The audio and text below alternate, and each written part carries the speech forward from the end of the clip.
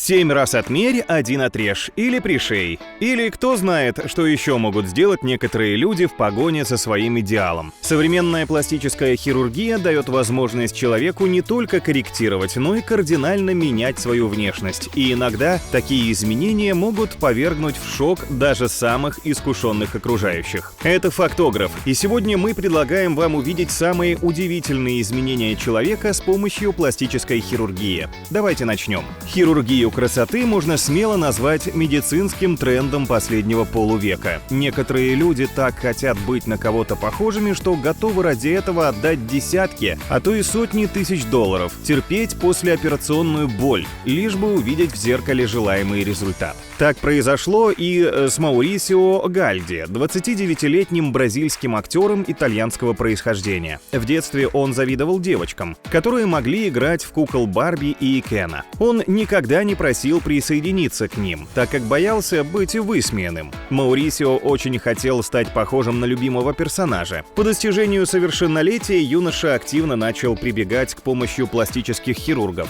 Сейчас на его счету почти десяток операций. Этот Кен несколько раз делал ринопластику и липосакцию, а также обзавелся силиконовыми имплантами в груди, икрах и руках. Кажется, что целеустремленность Маурисио в достижении максимального сходства с Кеном не имеет границ. Его не остановила даже серьезная опасность вмешательства по удалению ребер, о которой его более чем настоятельно предупреждали врачи. У Маурисио 2 высших образования. Он актер и маркетолог. Видимо, такая профессиональная смесь в совокупности с кукольной внешностью бразильскому Кену только на руку. Его известность растет. Маурисио часто приглашают на популярные реалити и ток-шоу, а также на съемки в кино или же в качестве модели. Неудивительно, что в настоящий момент Маурисио действительно доволен собой и своим образом жизни. И куда же Кену без Барби? Правда, не совсем Барби. Но одна такая девушка с кукольной внешностью живет в Японии. Японская модель Ванилла Чамо – девушка-кукла. Радикальное изменение ее внешности можно увидеть невооруженным глазом. По некоторым сведениям, японка потратила на услуги пластических хирургов сумму в 10 миллионов йен. Это около 102 тысяч долларов. За несколько лет девушка перенесла более 30 операций, пытаясь достичь внешности французской куклы. Знаменитые французские куклы изготавливались из бисквитного фарфора,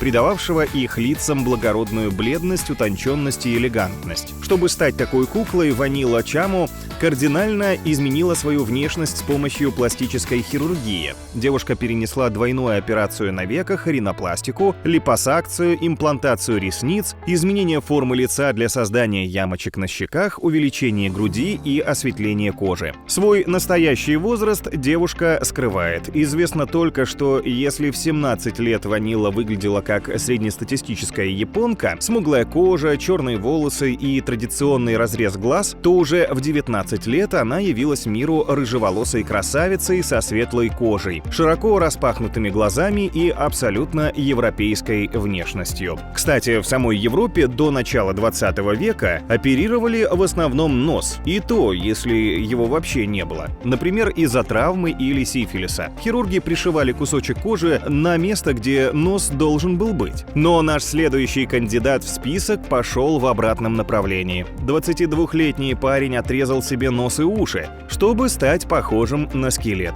Работает он татуировщиком и рассказывает, что обожал черепа и скелеты с детства, но мама была против. Житель Колумбии, который помешан на скелетах, за 2 года прошел через множество болезненных операций и процедур, чтобы перекроить свое лицо. И теперь татуировщик Калака Скул, чье настоящее имя Эрик Яйнер Хинкапье Рамирес, доволен своей внешностью как никогда раньше. Но он не собирается останавливаться на достигнутом. На данный момент парень не только удалил уши и нижнюю часть носа, а еще разрезал язык и покрыл свое тело и голову татуировками. Первая татуировка Эрика появилась после того, как скончалась его мама. Молодой человек рассказал, что с детства был очарован черепами, но не хотел пугать самого близкого человека. Поэтому после того, как ее не стало, Эрик решился на кардинальные изменения внешности. Модификации тела являются личным решением и не должны кем-то оцениваться. Это все равно, что судить женщину за увеличение груди или ягодиц. Для меня череп — это как моя сестра, моя семья, и я очень привязан к нему, заявил сам Рамирес. Несмотря на пугающую внешность, которая заставляет незнакомцев убегать в ужасе, Рамирес настаивает на том, что он абсолютно нормальный человек, как и все другие. Еще один герой нашего хит-парада тоже решил избавиться, как ему кажется, от всего лишнего. Британец Тед Ричардс, известный также как Человек-попугай, имеет на своем теле 110 татуировок, 50 разного рода пирсинга и 7 имплантов. А кроме того, он сознательно удалил себе ушные раковины, чтобы быть еще больше похожим на своих любимых попугаев. Эта операция длилась 6 часов. Теперь, когда дело сделано, Тед подумывает над тем, чтобы превратить свой нос в клюв. Помимо многочисленных татуировок и пирсинга, у Теда также есть выжженный на коже знак мира, а язык его раздвоен. Лицо мужчины покрыто татуировками в виде птичьих перьев, а импланты в виде рожек, кажется, уже сами по себе растут и размножаются на его лице. И даже глазные яблоки и те подверглись видоизменениям. После операции на ушах Тед поддерживает очки на голове с помощью маленьких металлических имплантов на висках. Самое сложное, наверное, было с глазами, рассказывает Тед. Специалисту надо было раз 5 или 6 проколоть их иголкой. Неприятно, но потом, когда колоть закончили, уже нормально.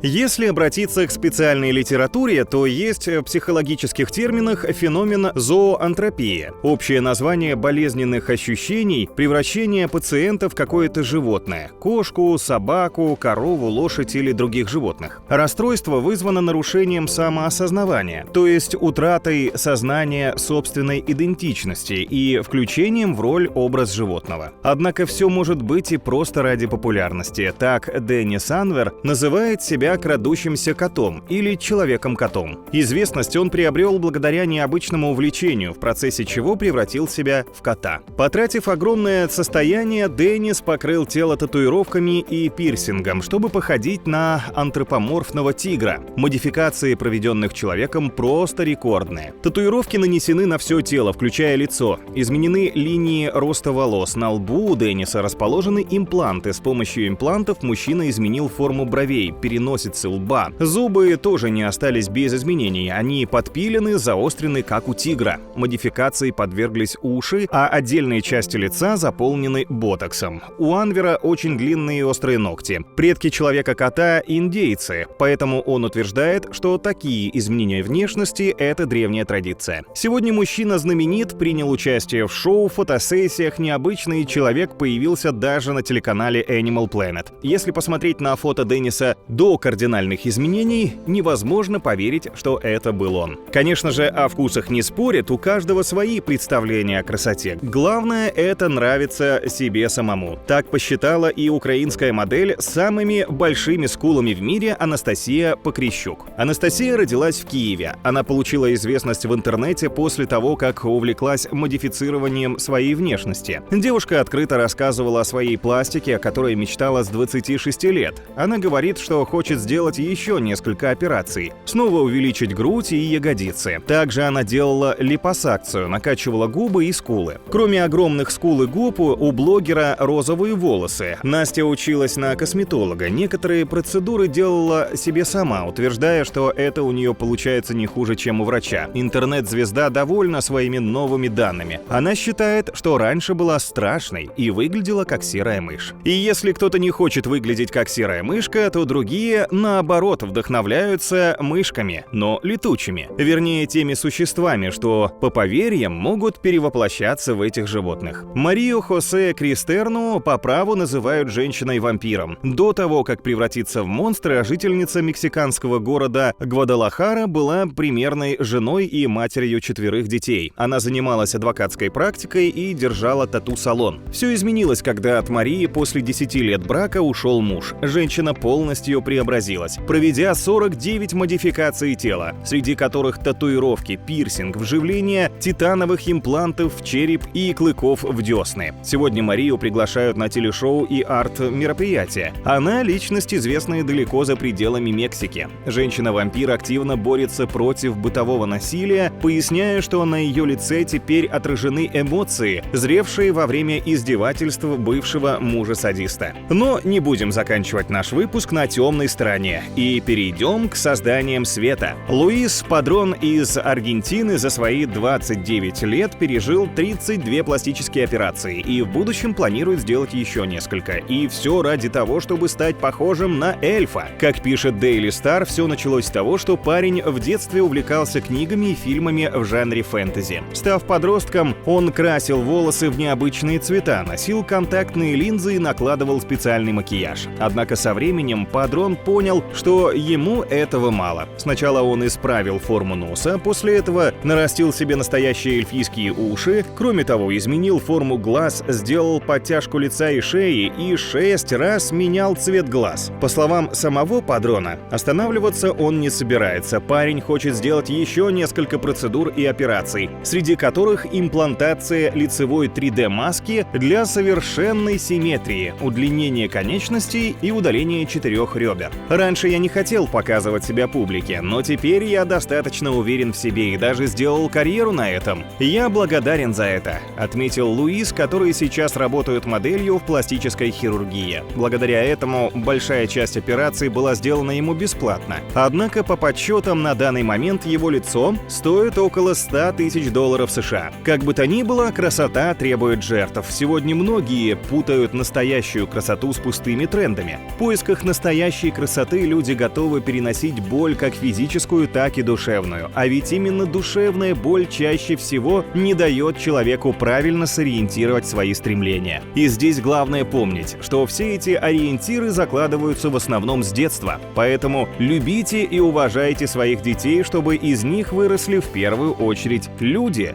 а не экранные образы. Было интересно? Тогда скорее жми на колокольчик, чтобы не пропустить новое видео. Всем до встречи!